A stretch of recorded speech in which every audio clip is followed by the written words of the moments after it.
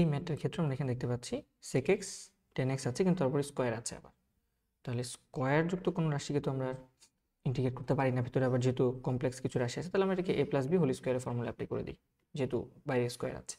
তাহলে এটাকে আমরা লিখতে পারবো sec square x plus 2 sec x tan x plus tan square x integration dx। এখন sec স্কোয়ার এক্সের ইন্টিগ্রেশন জানি, sec x tan x এর ইন্টিগ্রেশনও জানি sec x, কিন্তু tan স্কোয়ার এক্সের কোনো ইন্টিগ্রেশন জানি না। তাহলে আমরা কি করি, tan স্কোয়ারকে sec স্কোয়ার এক্সের যে ফর্মুলা আছে আমরা জানি সেটাতে কনভার্ট করে ফেলি। তাহলে আমরা এখানে লিখতে পারবো integration sec square x 2 sec x tan x, আর আমরা জানি sec square x minus tan square x equal to 1।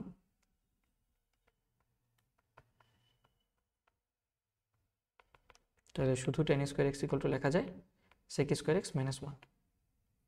তাহলে এটা লেখা যাবে sec square x minus 1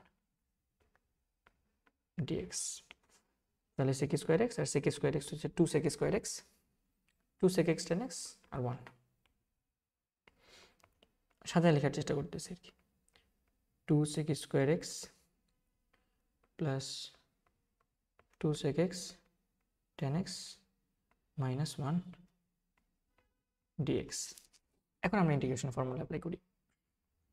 sec square x হচ্ছে আমাদের tan x, তাহলে এটা হবে 2 tan x, sec x into tan x হচ্ছে আমাদের শুধু sec x, তাহলে এটাও হবে আমাদের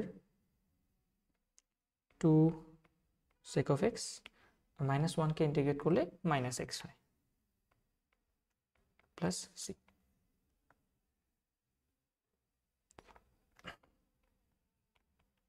আশা করি আমরা ম্যাথটা বুঝতে পেরেছি। ধন্যবাদ সবাইকে।